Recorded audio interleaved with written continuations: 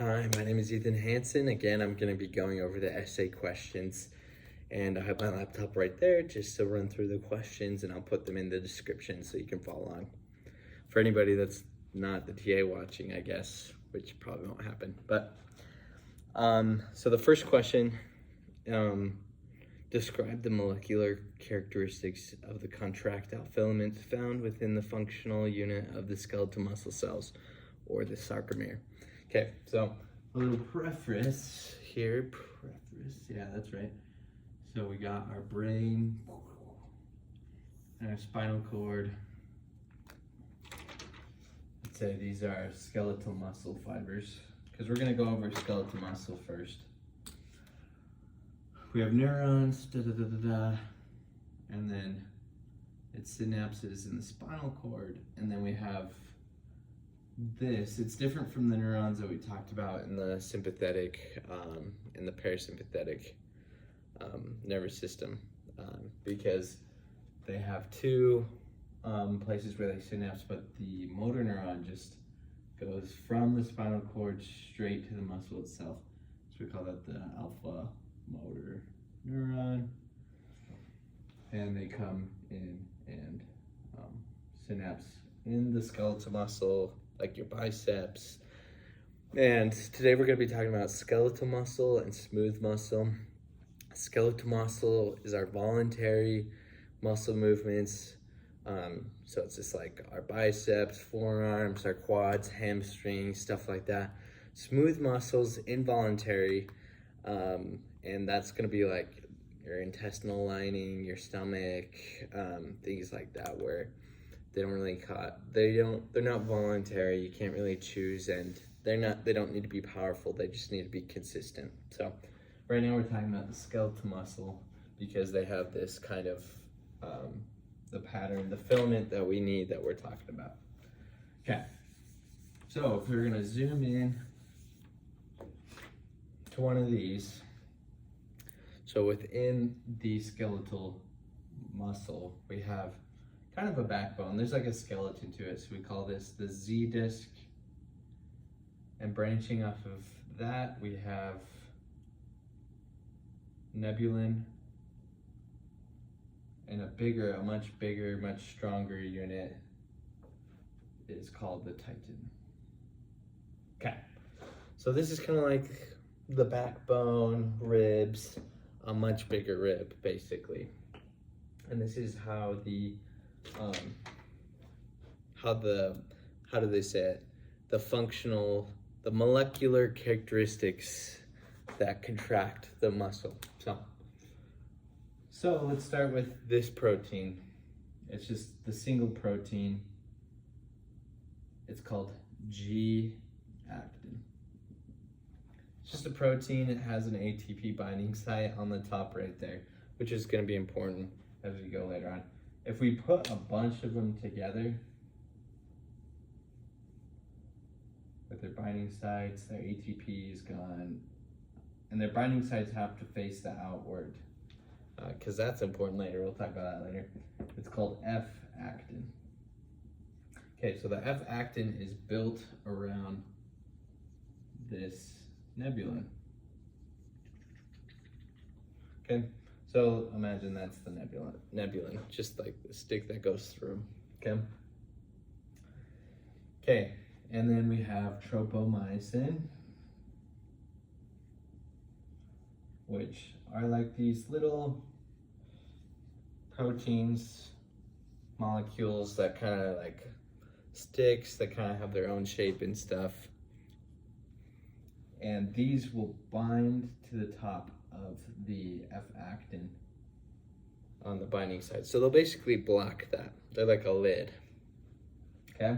And the last part for this like nebulin subunit is called the troponin. And that has 3 subunits itself: a T subunit, C subunit, and an I subunit. So the I subunit binds to the actin. Okay, the T unit binds to the tropomyosin, this guy over here. And the C unit binds to calcium. So whenever we talk about muscles, we're talking about calcium, right?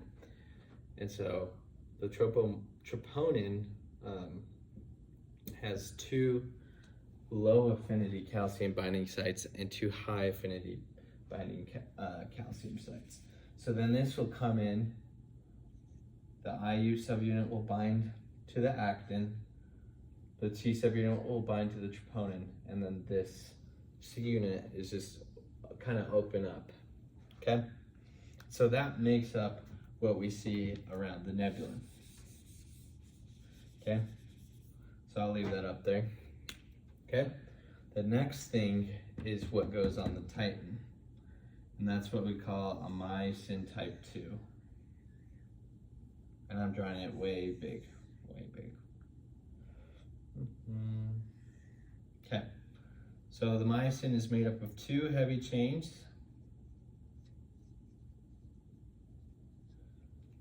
And near the end of it, at the head, 2 light chains.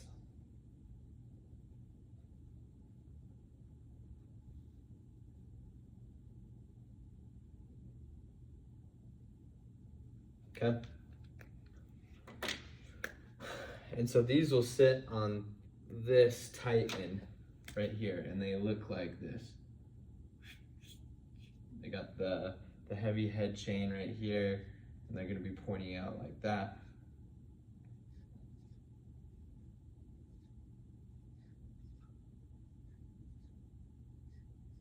Okay. And so there's 2 kind of conformational formations of this myosin. We have one that is called cocked, and one that is called uncocked. Okay, so in the cocked position, which is what we can see up here, is we have an inorganic phosphate bound right here to keep the myosin at that like cocked position. I like to think of it like a gun is when you pull back on that hammer, it's called cocked and it's straight up, but then when it's uncocked, it's down. And so at the head we have ADP, and then at this site on the uncocked we have ATP. Okay, so that's kind of how these 2 fit together. We can see them up here, right here. And a simpler way to draw them, and I'm going to draw it the other way, is like this. So this is the Z disk, this is the nebula, and we're assuming that all of the micro or the molecular components are on there. And so then right now we're saying that the myosin is cocked, ready to go. What happens now? So we're talking about calcium. So calcium needs to take place, okay? And so, yeah, we'll come back to this. Let's talk about how calcium gets into the cell. So if we're looking back out, so let's zoom back out, we have the muscle. Skeletal muscle to us looks just like this. It's like a cylinder, it's super long. The nucleuses are at the end of the thing, at the end of each cell, and they connect together like that. But if we were to zoom in even more, we would see that the surface of the muscle has like these pores, and it's covered in these pores. They're called T-tubules. Okay? Let's zoom in into one. Okay? So we're at one T-tubule here. And just like any other cell, it's got channels in it. So we got like a sodium gated voltage channel, a potassium gated voltage gated channel. We could even put a chloride, chlorine gated channel right there. But there's a very important one on the surface of this T-tubule for calcium. It's called the DHP receptor. Okay. And so when an action potential comes through the cell, we know that the sodium gated channel, the potassium gated channel, they open up because of the length constant inside the cell. So this calcium channel will open up, okay? But the thing is that this calcium channel is connected to another channel. And that channel goes into the sarcoplasmic reticulum, or the smooth ER, right? And inside the smooth ER, there's a bunch of calcium just built up. There's actually a protein next to, I want to say this is the ribulin channel. Anyways, this channel, there's a protein on the inside that's polar, so it attracts a lot of this calcium. So it can just sit at this gate and just wait for this to open. So once the DHP receptor makes a conformational shift, that opens, then the purple gate that goes into the sarcoplasmic reticulum also opens. And so we have things going inside here and the calcium wanting to leave. And so we hit this point where the driving force within that's coming inside the cell is greater than the calcium wanting to leave, and so the calcium will enter into the cytoplasm. Okay, and so that's just kind of how the calcium is actually released into the cell. For skeletal muscle, we're going to go over different ways for smooth muscle. And so yeah, so this is fast. That's why you get these quick bursts, because this calcium comes and binds onto the affinity sites of the tropomyosin, of the troponin, which is attached to the tropomyosin, and it'll carry the tropomyosin away, which leads the F-actin heads to open up and allow for binding from the myosin. Okay, so let's go back to it. We're going to talk about the skeletal muscle system of how it does its contraction. It's called cross bridge cycle. Okay, so we're going to start. Oh, that's dying on me. We're going to start. We got the microfilaments, or the filaments, I guess, unbound myosin in its cocked stage, okay? So we're gonna come down here. This is what we say it starts out in, but you could start the cycle. That's why it's called a cycle. You can really start it anyway. So we introduce into the cell calcium. So, oh, that's a little too high.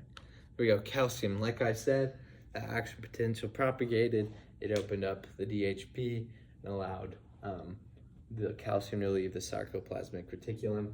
And so calcium enters in, opens up those binding sites on the actin.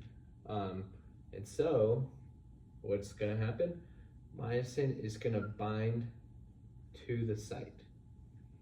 Now, if we go into chemistry,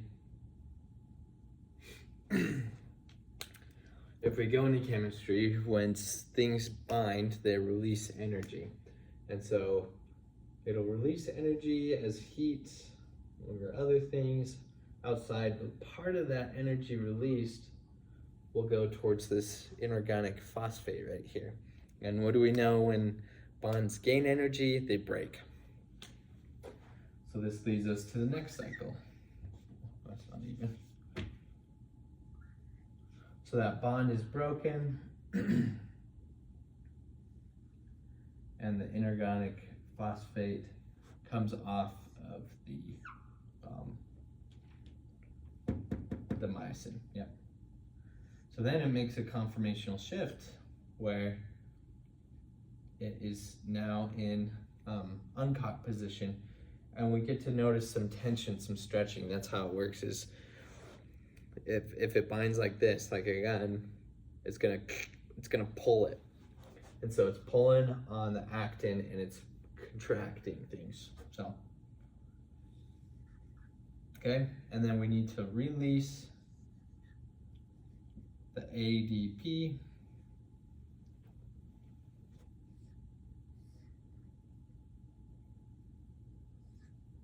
Oh, no, this is not contracting. Yeah. So, oh, okay, this is what happens, sorry. So the ADP relieves, and then in order to get this myosin off, we need to make another bond, right? We gotta break that bond, we need more energy. So we get ATP in here. And then the ATP is cleaved. One of the phosphate groups is cleaved. And then guess where the inorganic phosphate goes to? It goes back into cocked position. So this also releases energy, and then it releases energy on one of its own phosphate groups. We call this hydrolysis. I don't know how you spell that, but that's what it is. So then it's a cycle, just goes, and it just goes in this cycle, and that's for the skeletal muscle. And so next, let's go into the question real quick. Oh my gosh, if my laptop will let me sign into it. Okay. Yeah, so then describe the mechanism by which an exopotential releases calcium. So we went over that, followed by a description of the molecular mechanisms of muscle contraction, which is this cross-bridge cycle. Okay, so obviously we need ATP for this. And so we can find ATP in multiple different spots. There's 4 that we go over in class. There's just some floating in the cytoplasm. So that'll last about 1 to 5 seconds. So you can burn through that really quick. If the muscle's engaged for more than 5 seconds, it's gonna burn through that.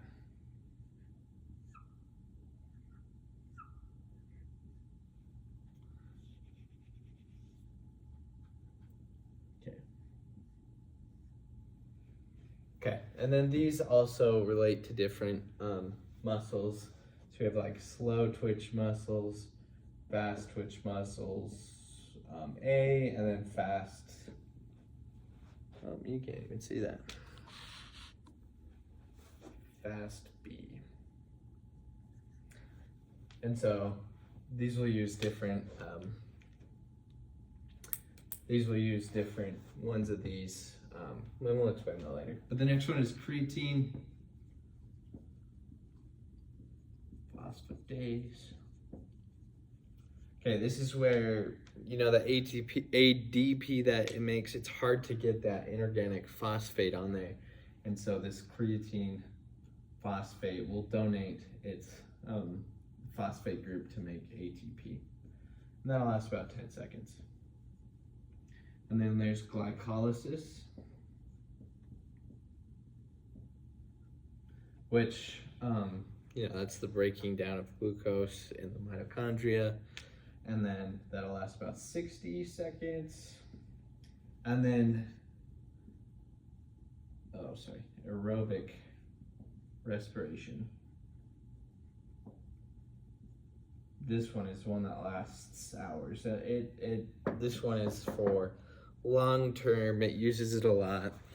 And so these other things you can see, they're fast, they go quick. And so we'll see a lot more of those in these fast twitch muscles, because our fast twitch muscles are there to be fast, powerful, they move quickly.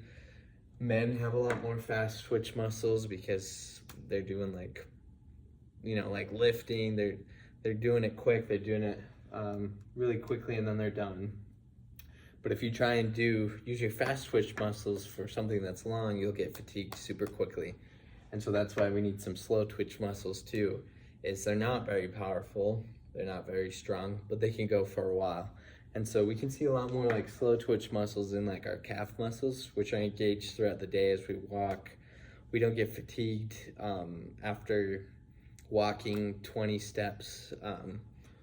And so we combine these two to work together inside our skeletal muscles. So, okay, I'm pretty sure I answered that one. Yep.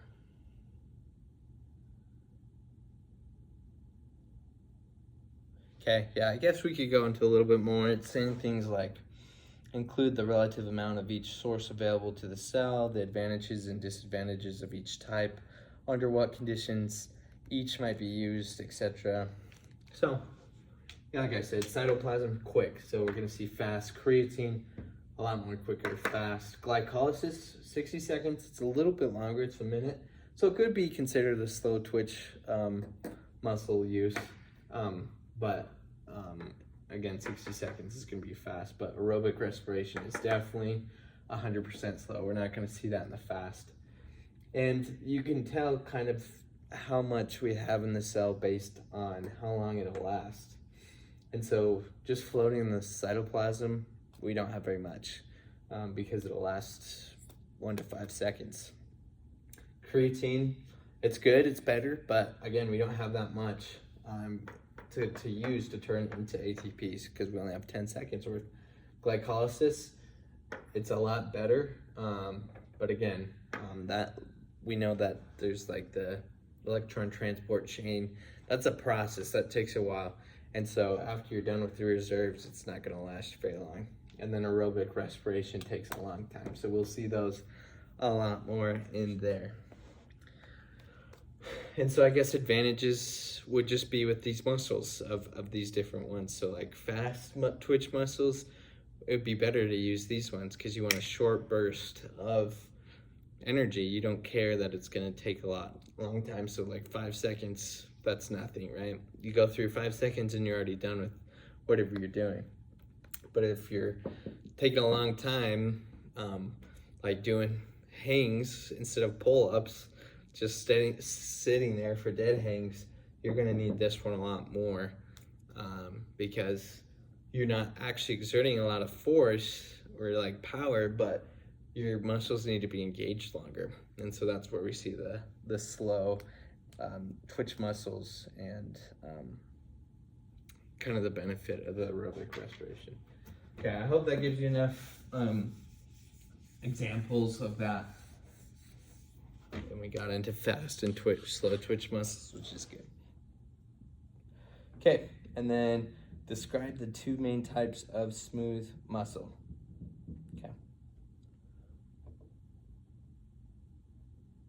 Okay, I just have to make sure I got this correct because there's a few differences. So the best way to describe the 2 different ones are through their processes that they go through. So just like the cross bridge cycle that we saw in the skeletal muscle, smooth muscle is going to have a similar cycle. So we have, let's start with the first one. It's called phasic. Okay. Again, you have the backbone. You have ADP. It's in the myosin's cocked, right? Inorganic phosphate. Okay, this is where it gets different. We get calcium entering into the cell. Okay, but also the activation of a myosin light chain kinase, which a kinase adds phosphates onto things, okay? And so we need another ATP. And so at this point, we have ADP, inorganic phosphate 1, and then we just added another one, inorganic phosphate 2. Same thing will happen, energy will be released, energy will sever that one. And so when we're coming out of this, an inorganic phosphate, it's gonna fall off. But if you look at this one, Oh, it's the lights are turning off, sorry.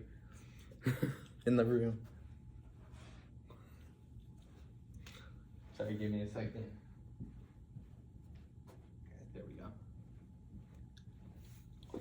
Okay, an inorganic phosphate will fall off, but this myosin will become uncocked, even though it's got a phosphate in there.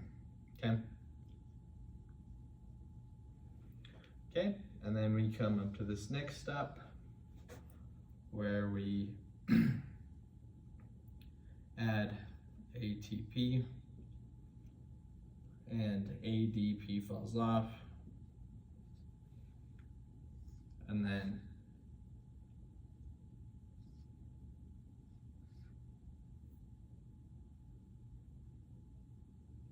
okay, sorry, my bad. I gotta remember how these specific steps go. Because you want the ATP to bind so that the head falls off. Yeah, there we go. ATP. Okay, and then we have the inorganic phosphate. Okay. And we're gonna just pause right here because the phasic smooth muscle phase is interesting because now that it has this inorganic phosphate, you can just jump right to this step because the energy leaving when the ATP binds cleaves an inorganic phosphate and it's able to become cocked again, just like this. It doesn't need to detach from the cell or the actin. It can just jump right in this next stage. But if the conditions are right, a myosin light chain phosphatase, which chews off phosphate, will remove this bond right here, this inorganic phosphate, and then hydrolysis can go forward. And then we'll be in the right spot. But the nice thing about phasic is it doesn't need to leave again. It doesn't need to use up all this top half. You can just go right back into this spot and stay in there. So it's an easier cycle to stay in. And you can see that smooth muscle might prefer this because where it's activated a lot longer, it doesn't have to change its stage. So that's one way that smooth muscle follows this pattern of contraction. And then there's another one that we're going to go over.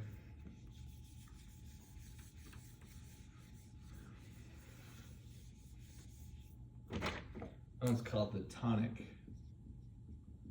Okay, very similarly,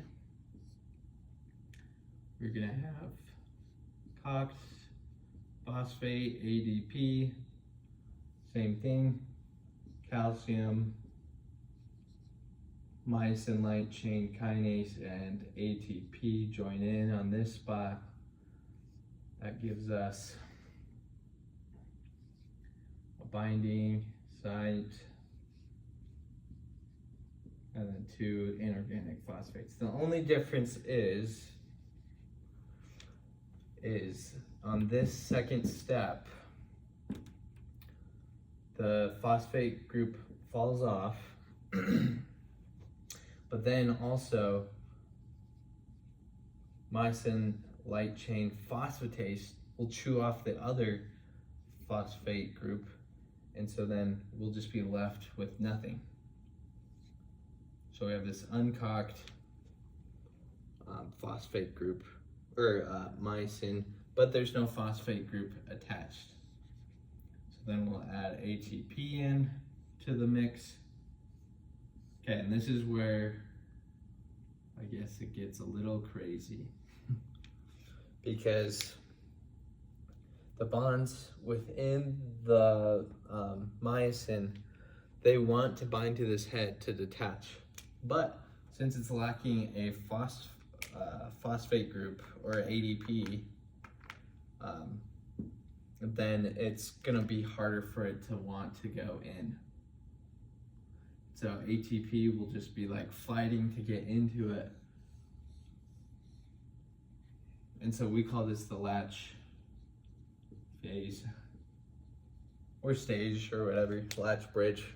Anyways, so it'll be contracted for a lot longer, and it can just stay there without using energy to be locked in before it has to become hydrolyzed again. So yeah, so that we have these two different ways that the smooth muscle works.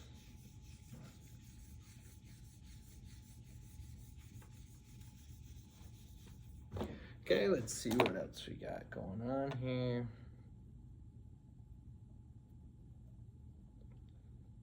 Okay. Describe them. Yep. Describe those. Begin. Compare. Okay. And then yeah, we'll just compare and contrast smooth muscle, skeletal muscle. They have similarities, but they have their differences too, where skeletal muscles got that straight wire. The nucleuses are on the outside in the periphery of the cell, whereas the smooth muscle, it's got a central nuclei. It doesn't need to have that strain because it doesn't have to use all that power thanks to those pathways. And so we kind of see the difference of those two things. And of course, I guess I should preface this too, is your skeletal muscle uses a sarcoplasmic reticulum for its calcium, whereas the smooth muscles use calcium from the outside to go in. And so that kind of determines whether it does phasic or tonic. If there's a lot of calcium moving on in the inside, it'll be more tonic because it activates the phosphatase sooner. If there's not as much, it'll do more phasic because the phosphatase doesn't end up being activated until later in the chain. So that kind of shows the difference of the slow twitch, fast twitch, skeletal muscle, smooth muscle right there. Okay, last thing I think we're gonna have to talk about is muscle sensory receptors. Yeah, so we have muscle spindles, golgi tendons, stretch reflex, withdrawal reflex. So this part's really cool actually. So when we're talking about reflexes, your brain doesn't actually make the decisions, it's your spinal cord. So if we're gonna look at a normal spinal cord or whatever, okay, all your sensory goes in the dorsal side or the back side, and all your motor comes out the ventral side, out the front here. Some motor, and then your sensory comes into the dorsal. Okay. Awesome. So when we're talking about reflexes, this is where the decisions actually happen. And so a sensory neuron will come in and it will either inhibit or excite the motor neuron. So if, let's say it's like a hot surface, you touch your hand on the hot surface, the pain receptor will come in to the dorsal side and it'll say, hey, this hurts, we need to contract our biceps to move our hand away from the hot surface. And so it'll send an excitatory pathway to, let's say this is your bicep motor neuron, and a relaxing inhibitory one towards your triceps. And so when you feel that hot stove, it'll turn on your bicep contraction like, oh, we need to do this, and then it will make your triceps relax. So that's one way we get the sensors is from pain. There's another one. Let's say this is your bicep again. So that's your bicep skeletal muscle inside. Inside the skeletal muscle is called a spindle, a muscle spindle. And these are for sensory as well. And they look very similar. So we know that the alpha neuron, motor neuron, is innervating your skeletal muscles, but the gamma motor neuron is innervating your it's innervating your spindle. So if we're going to zoom into our spindle here,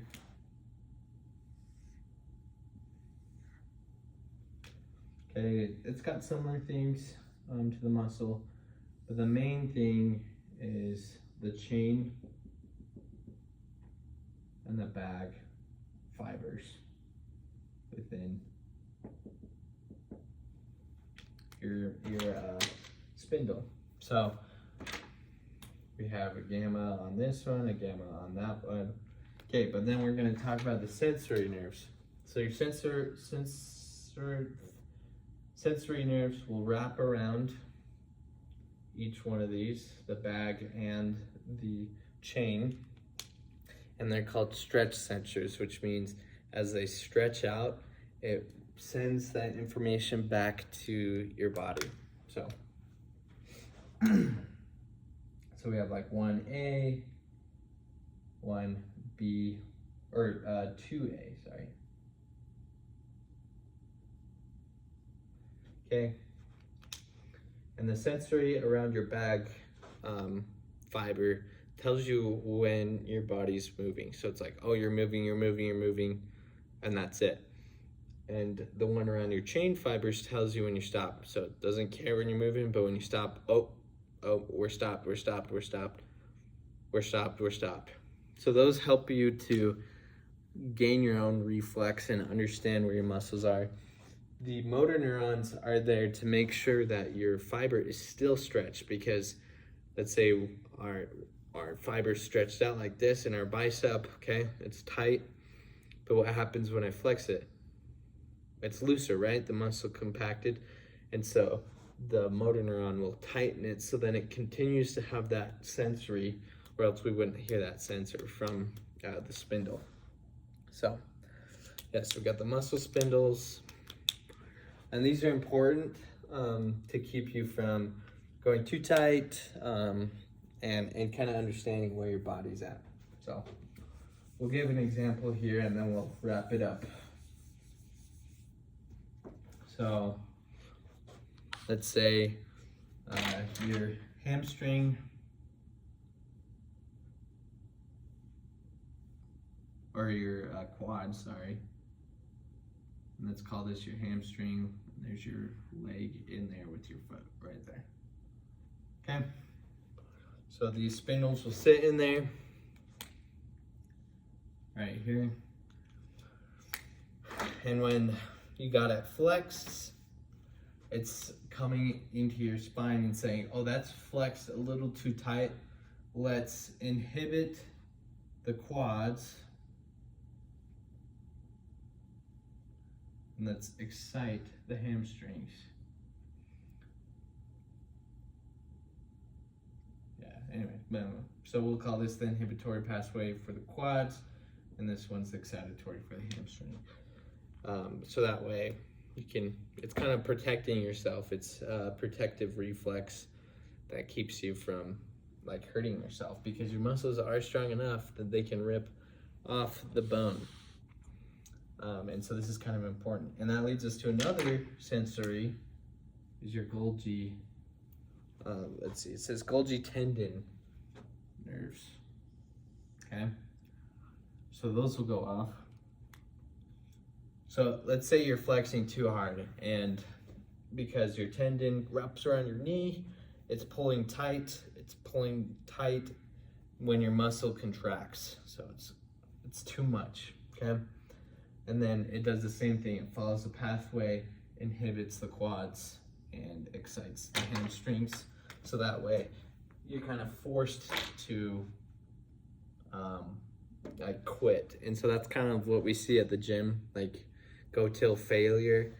You probably could, keep going, but to prevent, too much damage within the cells, your muscle cells, this Golgi tendon reflex will act up and it'll inhibit the muscle that you're trying to work out and excite the exact opposite one to protect yourself and keep yourself safe. So okay, yeah, so I think I kind of talked about everything. These muscles are really important in our bodies. Thanks for watching. Sorry it was so long, but yeah. Hope you have a good week.